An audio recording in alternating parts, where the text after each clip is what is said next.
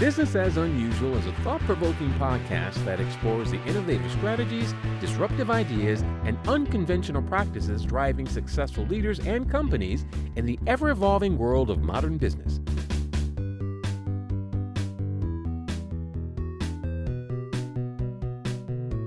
Subscribe, comment, and share for weekly inspiration with our host, Aisala. Hello, welcome to Business as Unusual. Today, we're going to talk to Brenda Boyle of Fireheart Coaching. Brenda, welcome to the show. Hi, thank you so much. Thanks for having me. Excited to be here. I'm really excited to get a chance to talk to you more about what you're up to. Before we dive into the business side of things, what is a hobby of yours that you think would surprise folks? So I love taking walks, especially morning walks every day. And I like to gather what are probably considered weeds, but I consider flowers are cool, funky, just types of growths, and do my own self-taught flower arranging in little vases around my house. And so it's a fun way just to keep an eye out for beautiful nature during the walks and then be able to take them home. So it's a regular hobby that I enjoy. So if you ever come over, you'll probably see a lot of weeds in little vases in my house. I love it. I remember when I was a kid, I loved dandelions. I had no idea they were weeds. I used to take them and make like little, very poorly constructed head things, like crowns.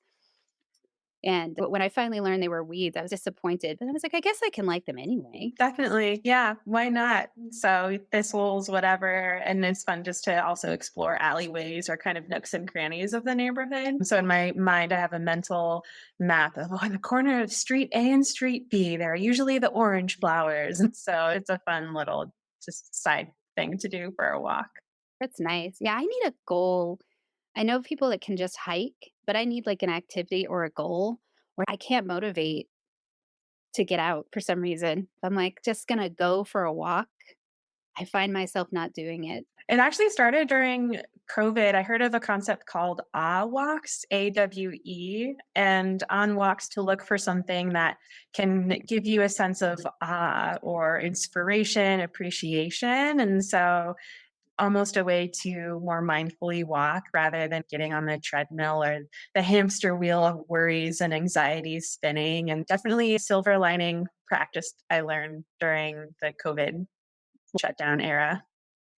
There's a woman that I listened to who said, it's not that everything happens for a reason. I can make meaning out of anything that's happened in my life. And I like that. Like, it's not to dismiss that there's a very difficult, tragic scenario and we were all not okay. And we could take meaning out of it and create some positive things for ourselves, like all walks. Definitely. That resonates with me. I have a philosophy, and I remember telling this to my now husband on one of our first dates, that I don't believe in failure because there can definitely be tragic experiences, really hard, challenging, difficult circumstances. And at least if I learn something to carry forward with me into the next thing, then it's still very valuable. And failure or regret too. It's looking for the silver lining or the positive aspects. And okay, in this depth of despair, what's a little nugget that I can use to inform how I want to move forward in the world, things like that. So didn't necessarily mean us to take us on that real serious dive from talking about picking weeds, but here we are. No, it's real. And that's what we're dealing with. And you coach people. So I'm sure that you have to get into everything. And I'll just use that as a segue to say, could you tell us a little bit more about your business and Sure. what you do? Definitely. So I run Fireheart Coaching and Consulting, and I'm your values and culture lady to go to with any question about company values, company culture. And what I love to do is work under the umbrella of helping leaders translate their values into specific, simple actions.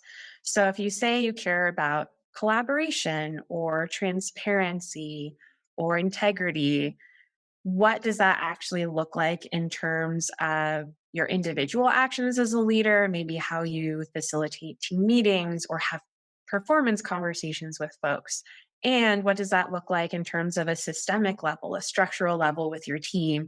How is that value of collaboration, transparency, integrity, et cetera, incorporated into your hiring, your onboarding, your performance reviews, your leadership development you provide employees, et cetera? And so I'm just really passionate about working with folks who want a values based team and operation and personal leadership skill set to figure out, all right, how do we take that value that's so important to you and translate that into specific behaviors all across the board? That sounds really helpful. I think that is important too, in that what you said at first, being able to take a value and translate it into something that's a concrete action. I feel like you see that a lot with the ESG stuff where folks feel like companies will put out something wonky, oh, we believe in equity or whatever, and yet their inaction of it seems to be lacking. And I feel like some of that is is related to that. Like people just don't really understand how to actually enact it or to incorporate it and embed it into their business structure. They think of it as a separate thing instead of creating it as part of their overall way of doing business. I really appreciate this metaphor of cinnamon raisin bread that I learned from a racial equity training by Race Forward, a company that puts on a bunch of those. And they were saying, whatever your values are, think of them like the ingredient of cinnamon in cinnamon raisin bread rather than raisins. If you say, oh, we care about diversity, equity, and inclusion, and we'll do these three scattered things throughout the year, three scattered raisins. If someone doesn't like a raisin or just doesn't want to eat a raisin for that day, they can pick around the raisin, pick them out and ignore that. Whereas if you really incorporate your values and infuse them into everything that you do, it's like infusing cinnamon into every single bite of cinnamon raisin bread. You can't really pick that out or pick and choose. And so when we as leaders think about how we want to structure and foster our teams and our companies, how can we really infuse the values that we want to foster across every single action almost that we. Right. Now, that's a great analogy. This is business as unusual. So, what do you feel is unusual about what you do or your company or your approach? Like, however you interpret that question. I like to think that my business is a little unique because I don't take a one size fits all approach. It's really driven by the clients that I work with. Tell me what your ideal state for your team is. Tell me what your ideal vision for your leadership legacy is and how can we make that happen. So I'm not here to say my values are A, B, and C, and this is what I think everybody else should value, and here's a roadmap to follow. It's a lot more individualized and adapted in terms of tell me what's really important to you right now and how can we make that work. And so rather than a prescriptive format or curriculum almost. Yes, there are certain constant or repeated topics, themes that might come up with my clients, but it's really tailored to each individual's perception of what their core values are, who they want to be as a leader. I'm not just here to make that identity for you, but I'm here to help you translate that identity from an ideal into specific action. I like that sort of client centered driven. And that makes sense too with values because everybody's set of values is going to have a different implementation process with regards to their business as well. What inspired you to do this or start this company? Mhm. Yeah, I came from the nonprofit world. So I spent about 10 years as a fundraiser for mostly education focused nonprofits. And during those years, I noticed two main themes that put me on this path to starting my own business. Theme number one being everywhere I worked, there would be a significant change, like a CEO transition, a new strategic plan launch, a new program model, a new fundraising campaign, an org redesign, something would happen, a significant change.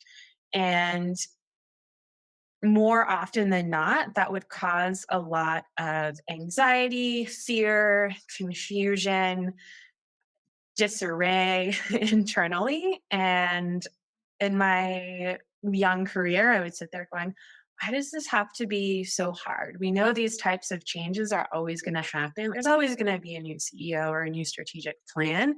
How can we make it? Change isn't this hard, and we're all aligned in the same direction. So that was one theme of questions that I just kept seeing pop up over and over.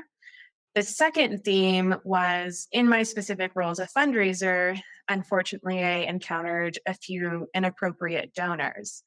And that caused tension for me because here I was working for an organization whose mission I believed in, whose values I believed in, for leaders that I believed in. And then something would happen, and how those situations were handled, in my perspective, didn't always align with the values that I thought we stood for. And so that made me curious to learn about how can we have aligned actions with our values. If we say we care about something, how do we not just embody that on Mondays and Tuesdays, but also on Wednesdays and Thursdays and Fridays? And so what does it look like to be a truly values-based leader? And that prompted me to go to grad school for my master's in organizational development and leadership, become a change management certified practitioner, and dive into, especially as a white woman, I'd also seen a lot of quote unquote Karens in the nonprofit workplace. How could I learn? If I think I'm embodying my values, I also am going to miss the mark sometimes. So how can I set up systems and feedback loops to keep me in check, or make sure that I'm actually walking the walk, not just talking the talk or whatnot? And so with that I just was loving the grad school curriculum once I got into it, and then started Fireheart Coaching and went from there. Who do you typically work with, or who thrives with this service? I would say 3 buckets. One being organizations who are small, maybe 5 or 10 employees right now, and they know they're going to scale, and they want to really set a solid foundation for their culture from the beginning. One of my very first clients, I started working with them when they had 5 employees, 1 office. Now they're 146 different offices. In terms of less of the organizational development consulting, but more of the leadership coaching, I find my clients tend to fall into one of 2 camps. One being C-suite executives, high-level leaders who are navigating a change like a growth spurt or a merger and acquisition, and they want to make sure they're staying true to the values that they built back when their team, again, was 5 folks, and take care of their people through a really big transition. The second group of leaders who I coach tend to be more mid-career. Maybe they've recently been promoted from manager to director or director to VP. And so they want to, in this new level of responsibility that they're taking on, invest in themselves and upskill their leadership abilities to support themselves and their team with this increased responsibility. What would you say a typical problem you solve is with either a company or a leadership coaching? With leadership coaching, some of the common conversations that come up are, how do I support my other senior leaders?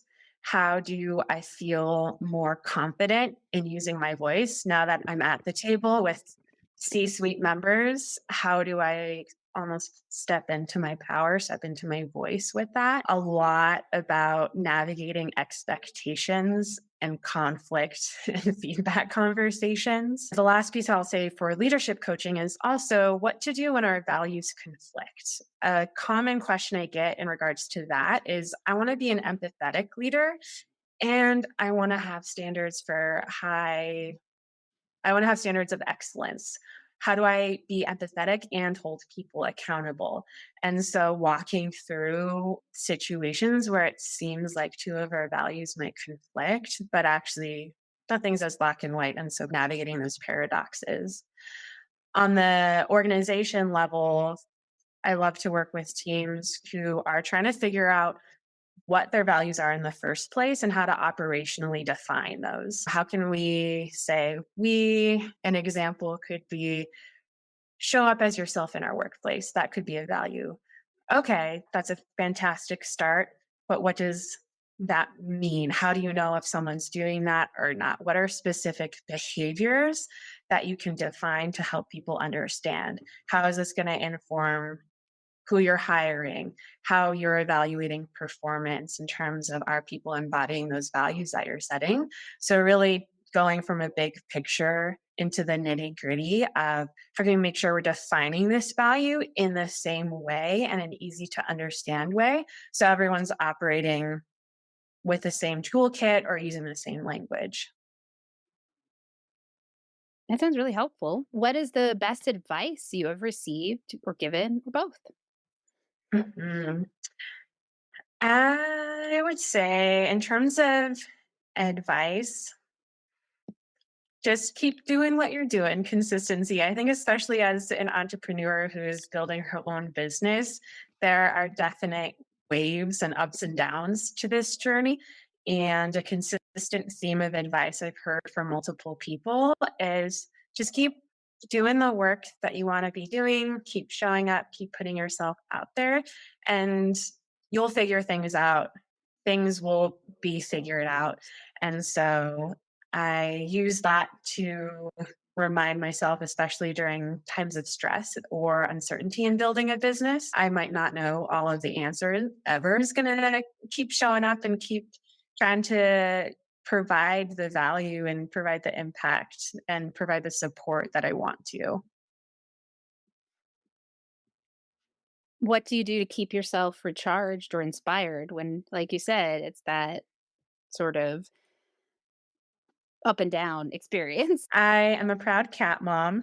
So pet therapy. Her name's Frida Catlow, and she actually goes on walks with me around the neighborhood. So I have a reputation as the crazy cat lady where I live, which is great. Social time, time in nature. I love the phrase nature baths. So that means when you're surrounded by trees or surrounded by an element like water, removed from the concrete or suburbia jungle. And so I try to take nature baths by escaping to the mountains and spending time with friends. So, what impact do you hope to have or seek to have with this work? I want to be able to help leaders become the leaders they want to be. Another way to phrase that would be reduce unintentional harm caused by well intentioned leaders. I think if someone comes to me and they say, hey, I really want to provide this vision, this support, this leadership for my team, I want to help make that possible for them because by doing that, not only will it benefit that individual leader, it'll benefit the team members they're working with and supporting and the impact that they're able to do. So I love that idea of having a multiplier effect by being able to help leaders figure out how to be consistent, how to be aligned with their values, even when it's really difficult and muddy and gray and confusing, to try to be true to who they want to be. Yeah, especially, and I think my own experience is the nonprofit world and the system that we're in doesn't necessarily reward values based behaviors. And so finding ways to energize company or group or a leader around believing in that and staying committed and inspired when it does feel complicated and nuanced feels like a important and also tricky balance. Definitely. I like to think of values as if you know your core values, it's almost like you have a calibration tool or some kind of roadmap to say, okay, here's my list of values on one hand, here's the decision I'm facing on the other. If I do response option A, does that align with my values? Yes or no? If I do response option B, does that align? And so it can be, again, a really useful calibration tool or almost like a roadmap, especially during the trickiest and most confusing times, I find. Yeah, that makes sense. What does success look like to you? Like, when you're successful with your business, what's going to be different? I I'm think not that you aren't successful now, but in this grander scheme of things.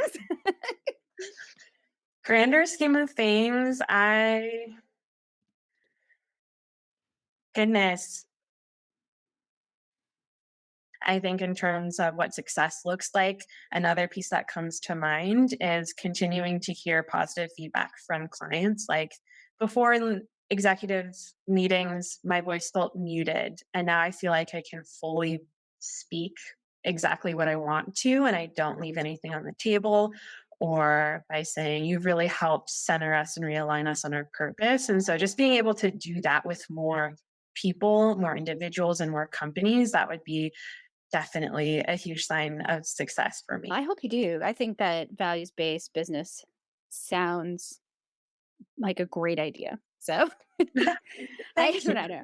And that what would it be like? It's in a lot of ways there's that trend towards people-centered behaviors as well. So how do we keep amplifying those things for people who are listening and are interested in connecting with you or just learning more about what you're up to? What's the best way for them to get a hold of you? Yeah, I would say the best place is my website, fireheartcoaching.com. You'll find buttons there that can help you send a direct message to me, find my LinkedIn. So, fireheartcoaching.com. You can also feel free to send me a message directly via email, which is brenda@fireheartcoaching.com. Thank you so much. I really appreciate you stopping in. Is there anything else that you want to share with people before we say goodbye? No, I so appreciate this opportunity. And if you have any questions, dear listener, about what are my core values or what does it mean to embody those, I'm always happy to have a virtual coffee or connect. And so look forward to just being able to engage with other folks who care about values-based work. Wonderful. Thank you so much. I appreciate you being here. Bye, everybody.